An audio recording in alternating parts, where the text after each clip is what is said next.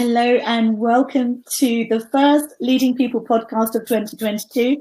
I'm Meeta Sahni and I'm really pleased to be joined today by Michael Dubicki of Flexioffices. Hi Michael, how are you doing? Hello Meeta, thanks for having me again. It's a pleasure. Glad to be here. The pleasure's all mine because I was, saying to you before, I'm going to pick your brains for the next 20 minutes. So I hope you're ready. Fingers crossed. I'll do my best. Oh, I appreciate that. So for everyone tuning into this podcast, the reason I feel that Michael is such a great person to kick the year off is because Michael has been part of Flexioffices for nearly 20 years. He is the Director of Business Development. He's on the board. And essentially, Flexioffices are at the rock face of the changing face of office space and how businesses and organizations are using office space. Absolutely. Yes, we see a wide cross section of customers in all sorts of situations, but hopefully most of the feedback I'll be giving you is based on our own experiences, really. Yeah. Which definitely will translate to the rest of the country at large, I would imagine.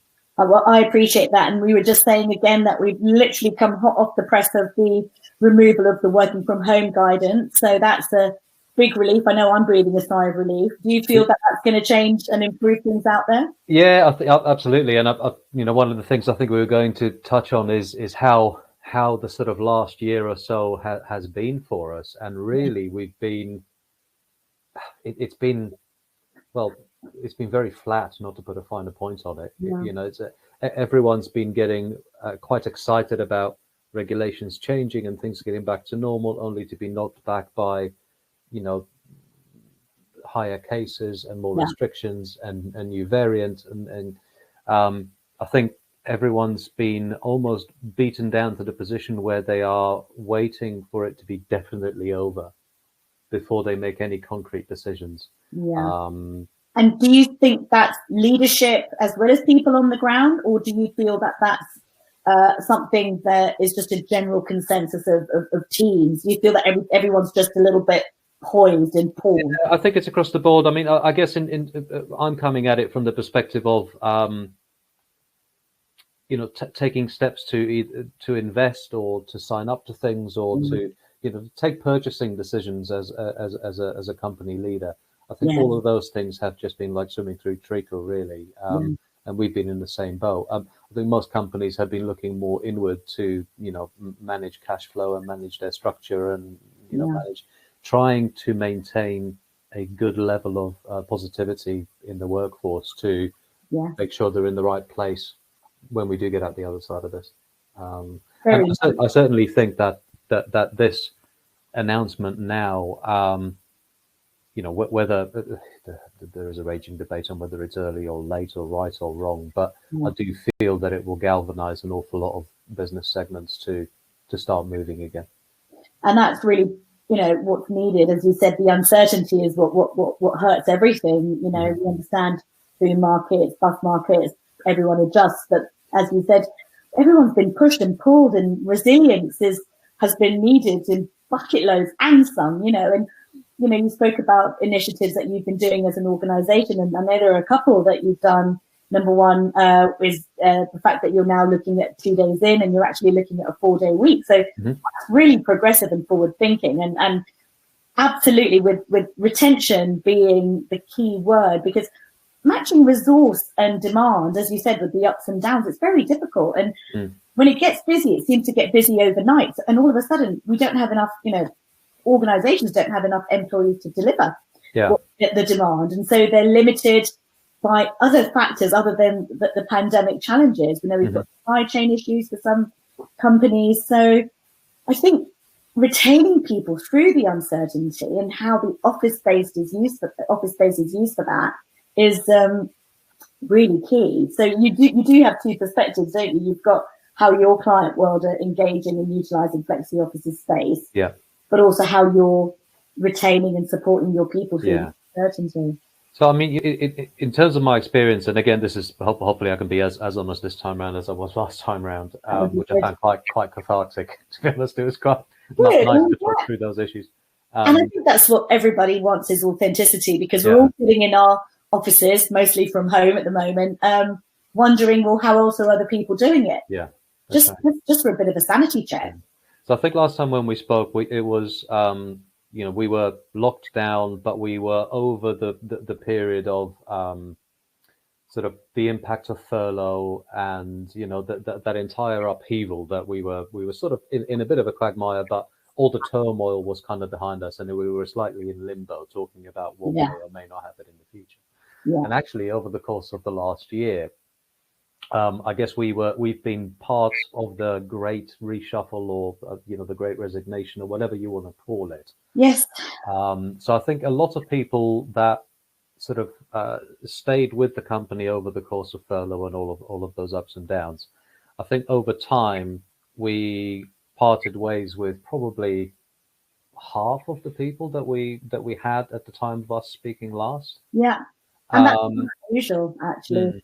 And I think it's been a part of a process of both the company coming to terms with what they wanted to become culturally, and perhaps people that were challenging their own interpretations of where they wanted to be in life and the direction that they wanted to take, just naturally diverging from the path that we were taking. Yeah. So I think, as painful as the last 12 months has been, it's been extremely positive in terms of sort of reshaping the foundations of where we are as a company and allowing us to take a very clear future direction.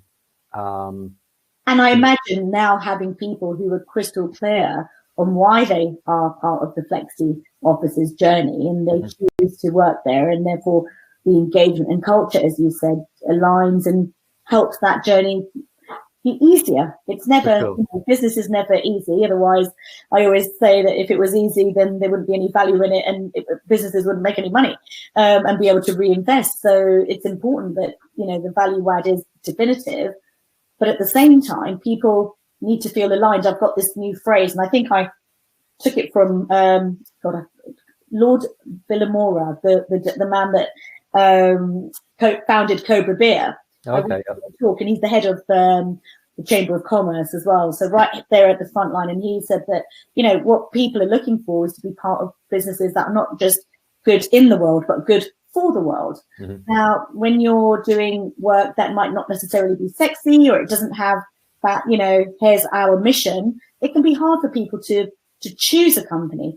But actually, if they work in an environment that has a defined culture and a defined belief of how we add value, people will stay, and they will bed in and give so much more back. So I'd be interested to know what made you, with 50% of the original team in place, what made you decide on the 4-day week? Because they talk out there about flexible working and hybrid working. Not many have changed from 5 days to 4 days. Not many. It's definitely there.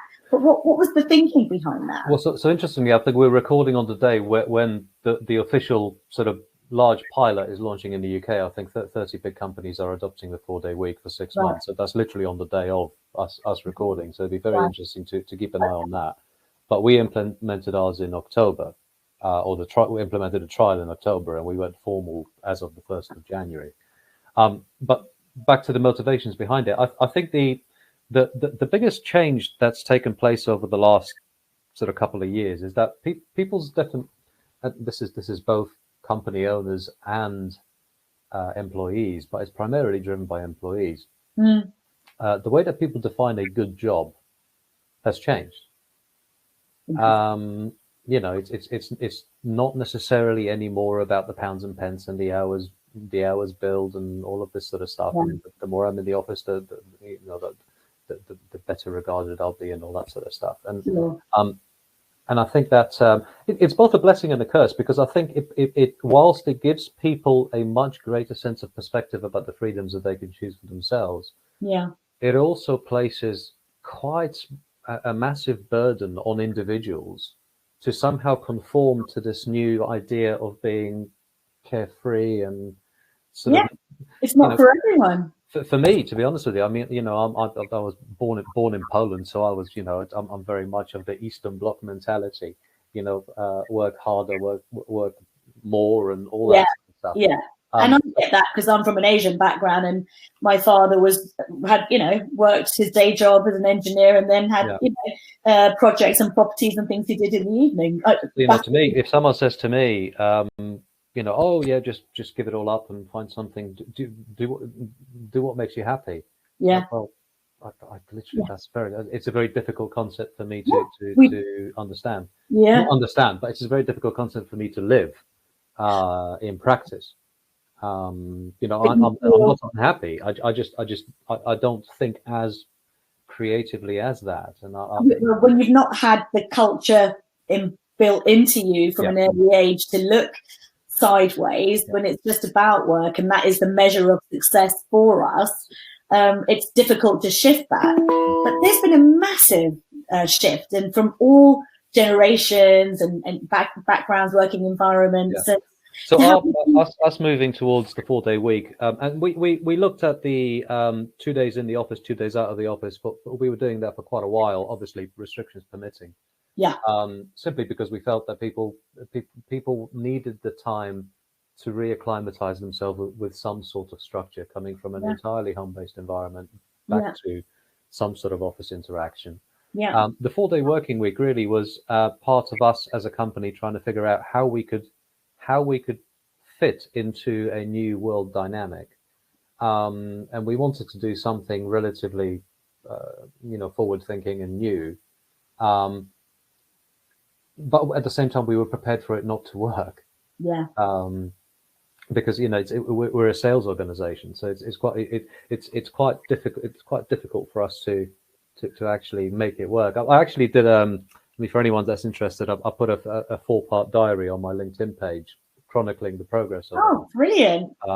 If you send me the link, I'll link it to this one. Great, super, yeah. So the reality is, in the first week and a half of us adopting it, productivity dropped by a fifth. Well, that was going to be my question. It was almost exact. It's like we looked at the numbers and said, "Oh, hang on a minute, we've literally just lost 20% of our productivity." Okay. So there's that horror moment where what have we done? This is just not work. This is just not going to work. Yeah. But again, it's a case of sitting down with people and saying, "Look, the whole point of this is that you guys get 50 odd or 48 odd days a year extra free." Yeah. But we expect productivity to be the same or better. Yes. And actually, the week after that, it got back up to, exceeding previous levels, and it's been there ever since. So I think there's a natural sort of that wow moment where things will inevitably take a backward step. But as long as you manage it properly, it should work. But something you've sort of hit the nail on the head there is measuring productivity, having the measures. Businesses have evolved from measuring input and presenteeism and hours at the desk, changed from that to measuring output, which is what you said. But it's really important that businesses are able to define what success looks like. And in a sales environment, that's much more black and white. In a more administrative or consultative environment, businesses will have to think about what those success objectives are before they embark, so that they can measure. So that's really good that you have that, and is it still in place in Flexioffices now? Oh, we signed it formally as the 1st of January. Yeah, so it's policy. Fantastic. And how has that gone down for people? But it's not enforced. So if people want to work a 5-day week, they can do. So it's not for everybody, because the way we structured it is that we ask people to work ever so slightly longer during the days that they are in. Yeah. But they still work less hours than a full 5-day working week. Right. But if they don't want to do that, and this is predominantly due to childcare commitments, all of this sort of stuff, and just simply commute times and whatever, they don't have to. I mean, they can work 5 days a week. Yeah. And do you adjust financially for people as well? Do you adjust? We kept the salaries the same. Interesting. And that I think is the key thing here, because the minute you say I'm putting it down to a 4-day week, but actually I'm going to cut your salary by 20%, that's just pointless. That's just the company looking out for itself, and it just doesn't work. Very interesting. So we never really even entertained that. What we did have to do is we had to cut official holiday entitlement by 20%. Okay. But obviously that's a trade-off for for 40 extra days of leave, technically. So. Absolutely. And how did that go down with people? I think people initially it was difficult for them to understand, because all they saw was the 20% reduction, and if they didn't even realize that they were getting, a day a week where they didn't have to work. Yeah. All they saw was the negative. Without, it's almost like wood. Can't see the wood for the trees. And that's very interesting. Again, about psychology is as a human nature isn't to be able to see the plentiful abundance. It's to immediately think, "Oh my God, what have I lost?" And that's just survival and security kicking in. It works the other way as well. And this is something else interesting for people to really bear in mind, is that once you implement this sort of thing, people will automatically assume that it's just the way it is. I'm struggling to explain this, but you will hear a lot when salespeople on the phone talk to their clients and say, "I don't work on Friday because we moved to a 4-day week." Right. And that's not the way you're supposed to sort of do it. It says, "I'm not in on Friday, but somebody else can have a chat to you or whatever." So it's a commercial approach to ensuring clients understand that they'll still be looked after. Yeah, absolutely. As opposed to just saying, "I can't do this because we're because of the 4-day week." Yeah, it's like, that's not what we meant, isn't it? It's saying to somebody, if you heard that, what would you think of that company? Is that really the situation? And I hear you. We, just things like answering calls and saying somebody's not available. It's not that they're not available for you. Somebody is in a meeting. Yeah. If they're on annual leave, somebody is backing them up. So, customers feel supported and valued. And so very interesting. So you said that, in your first couple of weeks, first week productivity dropped, then it increased. Where would you say you are now? Oh, we're definitely ahead of benchmarks prior to the 4-day working week. It's difficult. It sort of fluctuates, but it's no more than sort of 5%, 7% above where we used to be. Well, it builds up. That 5-7%. No, absolutely. If we can translate that to to revenues and to profit margins at the bottom of it all, then happy days. That's fantastic. What a brave and honest approach that Flexioffices are taking. And one of my questions for you was going to be around people support and retention strategies, but you've literally done both, because you supported them by not reducing their salary. You'll retain them because you've given them the room and to feel valued, but also to get some time back. And you spoke about it not being all about the salary. Actually, there are some statistics that say people will give up salary for flexibility. Yeah, and we have found that I think as we started re-recruiting coming out of the restrictions and COVID and all that sort of stuff. Certainly in the last few months, we found that the presence of the 4-day week has given us access to a much higher caliber of person that perhaps hitherto we were simply below their pay grade. Yeah. And that's not, it's very tempting to take advantage of that. But because we could say, "Oh, well, we're just going to offer you less because of the 4-day working week" type of thing. But that's not the way it's working out. We just have a lot more interest from people that are quite interested in that sort of structure. And it's just trust and confidence. And it actually says a lot about the growth mindset of an organization, as opposed to this very rigid, blinkers on, no one having any room to add value or enhance. It just shows an interest in people as part of the journey, rather than facilitating the management's journey or the leader's journey or the owner's journey. There's a partnership. And would you say that engagement has improved as well? How would you say that people's engagement has evolved in that time? Well, so my view on this is very interesting, and it goes back to the whole argument of do people need to go back to the office, right? And actually, I'm of a mind that says no, not necessarily, which is weird, since I find office space for a living. But that's by and by. Yeah. So for us, for example, the people we employ are very capable of doing the job that they need to do from home. Yeah. So I'm not. That's why we're not mandating a return to the office full time. Yeah. The one thing I have found is that in a sales environment where we're employing perhaps not a huge number of massively experienced people that can be autonomous. Yeah. A vast amount of opportunity is lost by not being in one place together, where you can just look. I hate the whole definition of a water cooler moment and all that sort of stuff. But you need that. Yeah, but where I know that whenever I'm in the office, there will be at least 4 or 5 times where I can intercede or come into a conversation that somebody has just had with a customer, or a conversation that they're having amongst themselves, and I can offer advice, but the benefit of my expertise, whatever it might be. Yeah. And when I'm working at home, I mean, there are days where, if I'm entrenched and I'm concentrating on stuff, there have been days where I haven't spoken to anybody. Yeah. Now that's just weird. Yeah.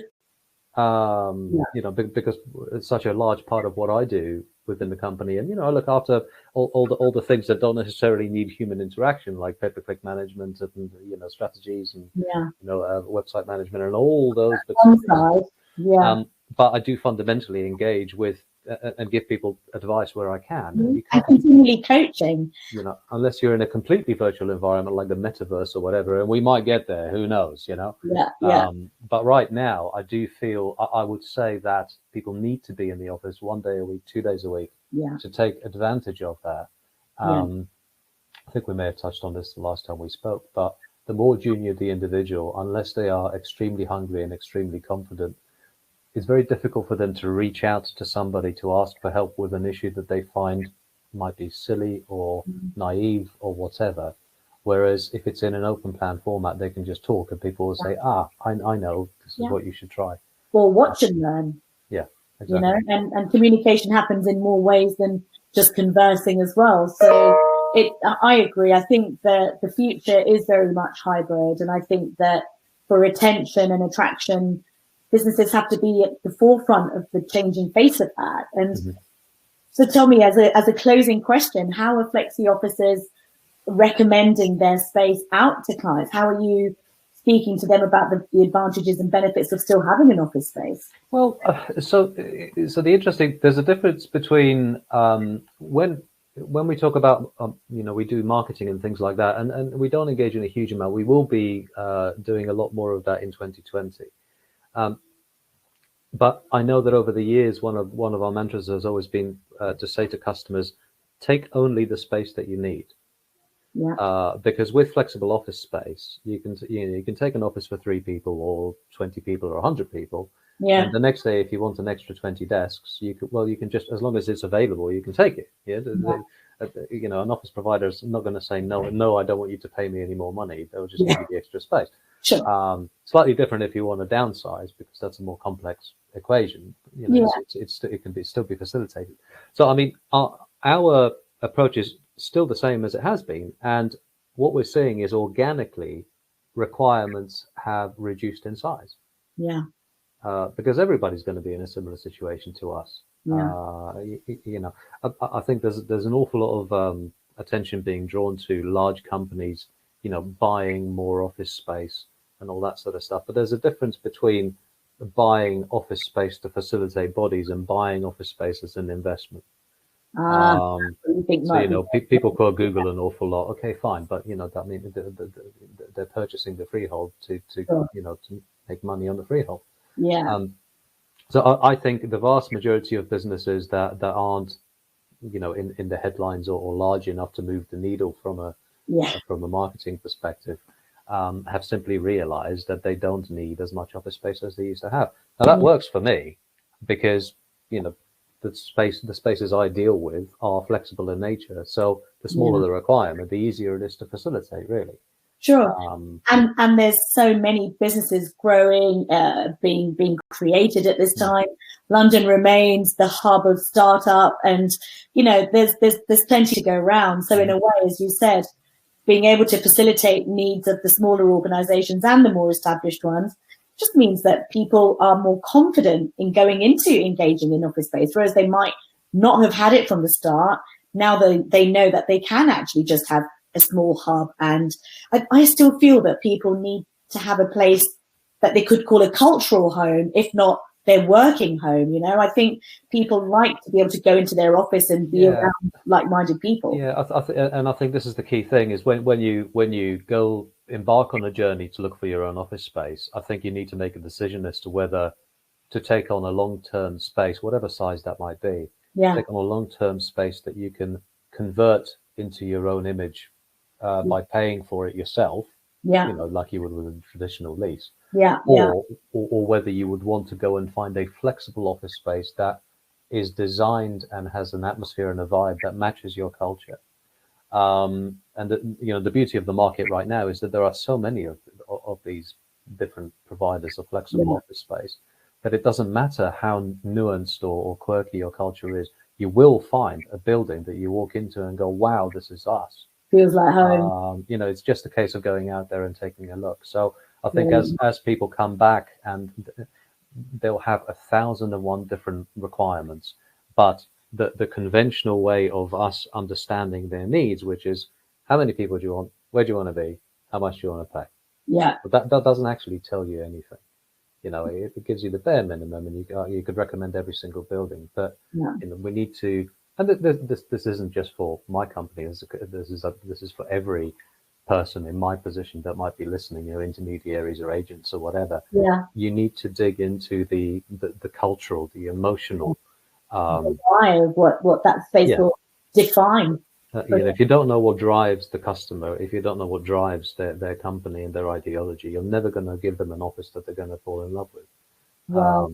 So on that note, Michael, I think that those are very wise words, and I think on that note, I'm going to tie it up. I just want to say thank you so much for your insight, both on the Flexioffices journey, but also your insight into how businesses can engage with working space in the future. It's been a pleasure always. Yeah, no, anytime.